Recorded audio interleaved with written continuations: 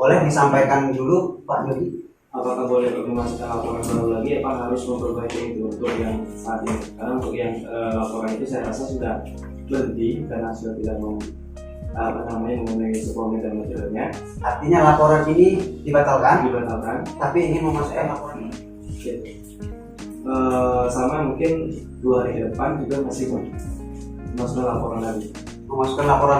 Jadi Jadi memang banyak sekali temuan yang kami temukan di lapangan, tapi memang karena terbatas waktu dan janji itu tadi jam 3. ya, Sebelumnya kami mohon maaf juga karena terlambat.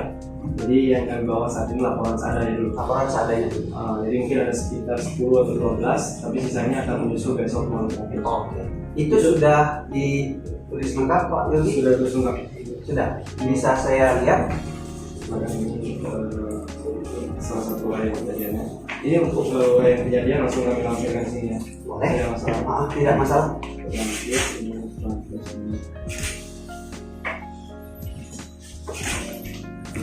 Itu salah satunya.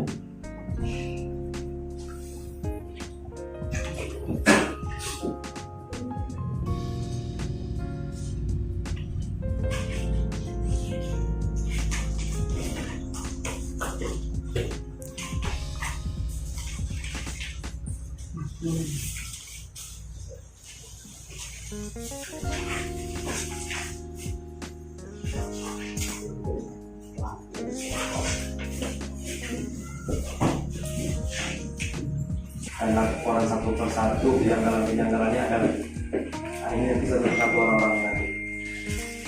Tapi itu nomor-nomornya juga sudah boleh dilihat juga. Laporan 12 ya? 12 laporan ini boleh diceritakan secara singkat laporannya tentang apa saja? Saya boleh ini dulu. Di situ soalnya kesimpulannya sebenarnya. Baik, terima kasih. Assalamualaikum warahmatullahi wabarakatuh. Jadi saya akan membacakan laporan hasil temuan dugaan kecurangan KPU dan Bawaslu pada dukungan perbaikan Bapak Paslon Bupati dan Wakil Bupati jalur perseorangan Kabupaten Bengkulu Selatan. 1. Teradu Ketua Bawaslu Kabupaten Bengkulu Selatan atas nama Astis Gusti diduga tidak tepat waktu atau terlambat dalam melaksanakan tugas dan wewenang sesuai dengan perundang-undangan karena menyampaikan hasil pencermatan by name perbaikan Bapak Paslon Bupati dan Wakil Bupati Bengkulu Selatan saat proses verifikasi faktual sedang berlangsung di hari kedua 11 Agustus 2020 di kantor KPU Kabupaten Bengkulu Selatan. Teradu diduga melanggar Perbawaslu nomor 6 tahun 2017 yakni pasal 6 huruf F dan pasal 7 huruf K. Terlapor diduga melanggar kode etik pegawai Badan Pengawas Pemilihan Umum sehingga merugikan pihak terlapor, baik kerugian waktu, biaya, dan tenaga. Komisioner Bawaslu Kabupaten Bengkulu Selatan diduga telah lalai dalam melaksanakan tugas dan wewenang sesuai dengan ketentuan perundang-undangan. Karena harusnya hasil pencermatan itu dilakukan sebelum verifikasi faktual dimulai, yaitu saat verifikasi administrasi tanggal 27 Juli sampai 4 Agustus 2015. Jadi saya langsung ke kesimpulan di sini. Di sini kesimpulan yang secara besar yang memang kalau yang tadi kan di sini saya rangkap 3, jadi pengaduan kami ke DKPP, pengaduan kami ke Petun maupun ke Gakumdu saya satukan sebagai temuan-temuan. Tapi memang dari sekian banyak aduan itu ada yang khusus untuk Gakumdu, ada yang khusus untuk DKPP. Nah, khusus untuk Gakumdu ini nomor 18 teradu KPU dan Bawaslu Kabupaten Bengkulu Selatan atas nama terlampir diduga telah bekerja sama melakukan tindak kecurangan dalam proses tahap verifikasi administrasi dan verifikasi faktual dukungan perbaikan Bapak Paslon Bupati dan Wakil Bupati Kabupaten Bengkulu Selatan dengan merekayasa, menukar dan merubah data yang sebelumnya. Karena alasan 1, dalam berita acara KPU menyebutkan bahwa hanya ada 44 data ganda yang sudah dinyatakan tidak memenuhi syarat dan 185 data ganda yang masih difaktualkan. Sedangkan fakta di lapangan saat faktual dan hasil pencermatan susulan Bawaslu menyatakan ada lebih 1000 data ganda yang masuk dalam tahap verifikasi faktual. Kemudian yang kedua, dalam berita acara KPU menyebutkan bahwa ada 6.640 data yang gagal dalam proses verifikasi administrasi. Sedangkan fakta di lapangan Saat verifikasi faktual masih banyak ditemukan data kurang administrasi yang menyebabkan dukungan menjadi TMS. Kemudian yang ketiga, banyak data yang tidak dihubungi paraf pada saat mencoret data verifikasi administrasi. Dasar hukumnya ada semua di satu persatu. Keempat, tidak adanya pengawasan dari tim LO Bapaslon saat proses verifikasi administrasi menyebabkan kebenaran data hasil verifikasi administrasi diragukan. Kemudian yang kelima, hasil pencermatan Bawaslu sangat terlambat dan terkesan disengaja. Harusnya dari tanggal 27 sampai tanggal 4, tapi di sini dikeluarkan di tanggal 11. Artinya seharusnya itu tidak boleh lagi. Kemudian nomor 6, adanya temuan data yang tidak sinkron antara data yang LO pegang dengan PPS pegang. Data yang LO pegang, di sini kami bisa menunjukkan bukti-buktinya nanti. 7, ditemukan perubahan status data dari TMS menjadi MS di dukungan lama. Kemudian 8, penyerahan berita acara hasil verifikasi administrasi terlambat. Itu ketika faktual sudah berlangsung ya. Kemudian 9, adanya upaya penghilangan data yang dilengkapi keterangan di beberapa desa. Beberapa desa nomornya dari 9 bisa langsung 11, 12 itu penghilangan. Kemudian nomor 10, penyerahan berkas ke PPS untuk difaktualkan sangat terlambat. Harusnya tanggal 10 kita sudah melakukan faktual, tapi tanggal 10 berkas baru sampai maghribnya. Petunjuk teknis faktual datang terlambat di hari keempat. Nah, kemudian keberatan pada pleno kabupaten tidak ditanggapi dan langsung membuat keputusan secara sepihak. Ini yang terbaru. Kemudian kejadian lainnya terlampir. Ini yang di depan ini kejadian lainnya.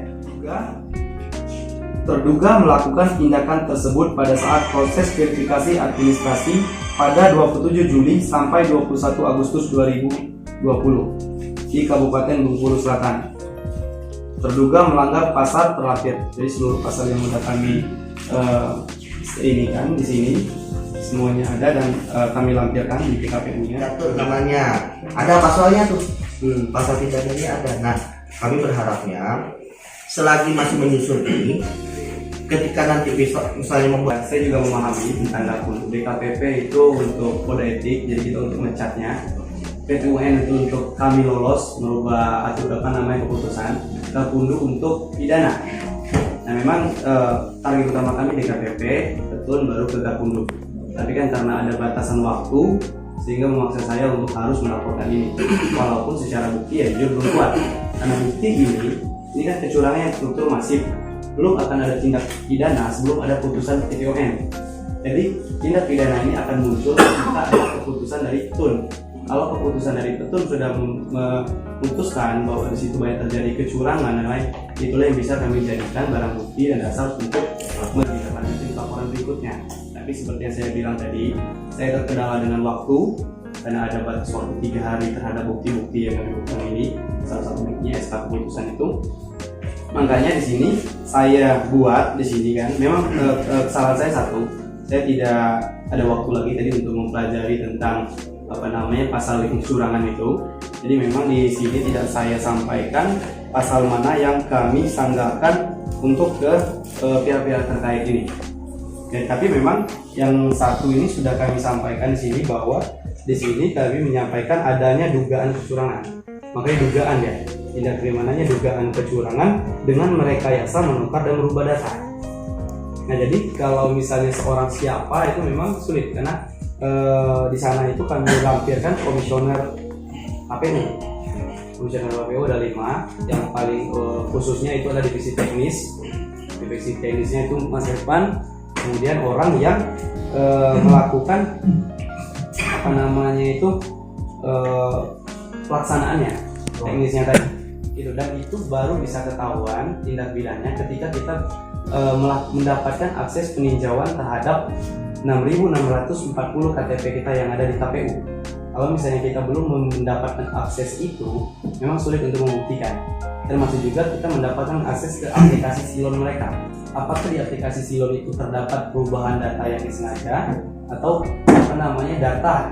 Contoh seperti ini, dugaan yang kami dugakan di sini adalah dari 6.640 data TMS verifikasi administrasi itu kan disimpan tanpa sepengetahuan kami apakah TMS betulan atau tidak.